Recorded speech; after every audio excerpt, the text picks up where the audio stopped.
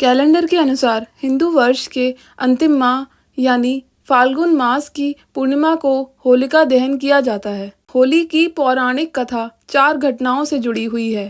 पहली, होलिका और भक्त प्रहलाद। दूसरी, कामदेव और शिव। तीसरी, राजा पृथु और राक्षसी दुंडी। और चौथी, श्री कृष्ण और पूतना की। आइए जानते हैं कामदेव और शिव की होली से जुड़ी पौराणिक कथा। इस कथा के अनुसार जब माता सती अपने पिता दक्ष के यज्ञ में कूदकर भस्म हो जाती हैं, तो उसके बाद शिव जी गंगा और तमसा नदी के संगम किनारे गहन तपस्या में लीन हो जाते हैं।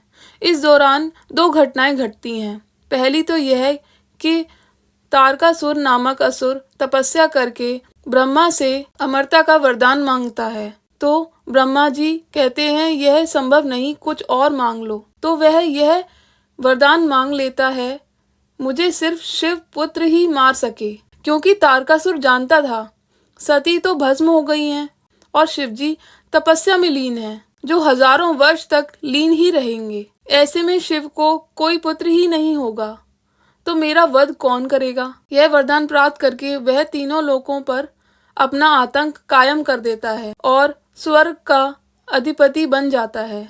दूसरी घटना यह है कि इसी दौरान माता सती अपने दूसरे जन्म में हिमवान और मैना देवी के यहाँ पार्वती के रूप में जन्म लेकर शिवजी की तपस्या में लीन हो जाती हैं, उन्हें पुनः प्राप्त करने हेतु। जब यह बात देवताओं को पता चलती है, तो सभी मिलकर विचार करते हैं कि कौन शिवजी की तपस्या भंग करे। सभी माता पार्वती के पास जाकर निवेदन करते हैं। माता इसके लिए तैयार नहीं होती हैं। ऐसे में सभी देवताओं की अनुशंसा पर कामदेव और देवी रति शिवजी की तपस्या भंग करने का जोखिम उठाते हैं। शिवजी के सामने फाल्गुन मास में कामदेव और रति नृत्य और गान करते हैं। फिर कामदेव आम के पेड़ के पीछे छिपकर एक एक करके अपने पुष्प बाण शिवजी पर छोड़ते हैं। अंत में एक बाण उनके हृदय पर लगता है, जिसके चलते शिवजी की तपस्या भंग हो जाती है।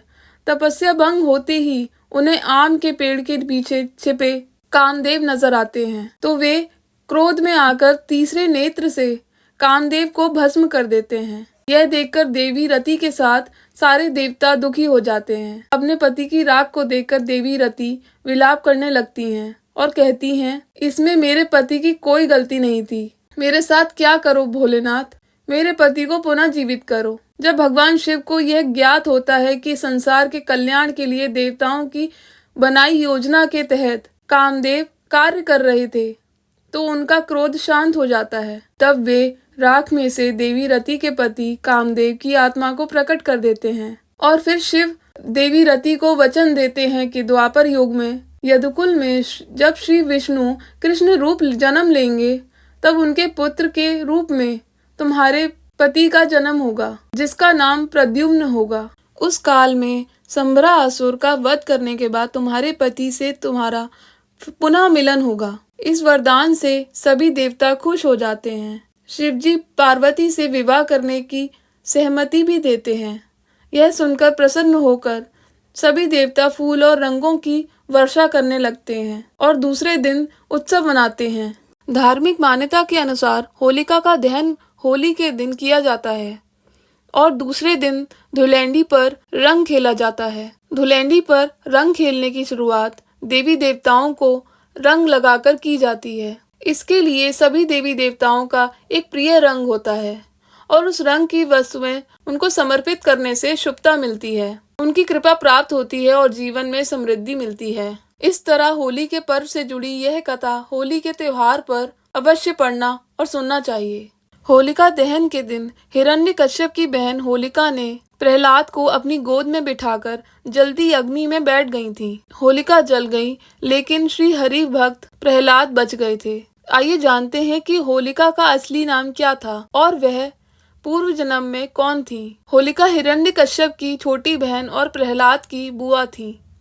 वह अग्नि की उपासक थी और उसे शिव से अग्नि में ना जलने का वरदान मिला था। होलिका को भगवान शिव से वरदान के रूप में एक दिव्य वस्त्र मिला था। यह ऐसा वस्त्र था कि जब तक वह उस वस्त्र में रहेंगी, आग उसे जला नहीं सकती। इस वरदान का लाभ उठाने और भाई के कहने पर होलिका ने प्रहलाद को अपनी गोद में बिठाकर अग्नि में बैठने के लिए हाँ कर दी थी। होलिका का नाम होली था। कुछ जगहों पर इन्हें सिंहिका भी कहा जाता है। पूर्व जन्म में होलिका एक देवी थी जो ऋषि द्वारा दिए गए श्राप के कारण राक्षसी के रूप में जन्म लेकर भुगत रही थी। अग्नि में दहन होने के कारण वह जहाँ श्राप से मुक्त हो गई, वहीं अग्नि से जलने के कारण वह शुद्ध भी हो गई। इसी कारण से होलिका को राक्षसी होने के बाद भी होलिका दहन वाले दिन देवी रूप में पूजा जाता है। होली पर्व की पौराणिक और प्रामाणिक कथा के अनुसार इस पर्व को मनाने की शुरुआत हिरण्यकश्यप के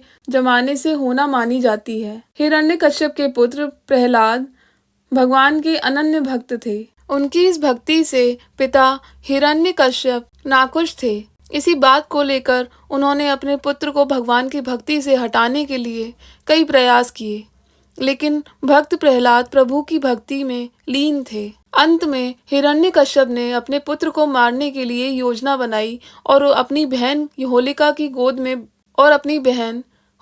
गोद में प्रहलाद को बिठाकर अग्नि के हवाले कर दिया। लेकिन भगवान की ऐसी कृपा हुई, होलिका जलाकर भस्म हो गई और भक्त प्रहलाद आग से सुरक्षित बाहर निकल गए। तभी से होली पर्व को मनाने की प्रथा शुरू हुई।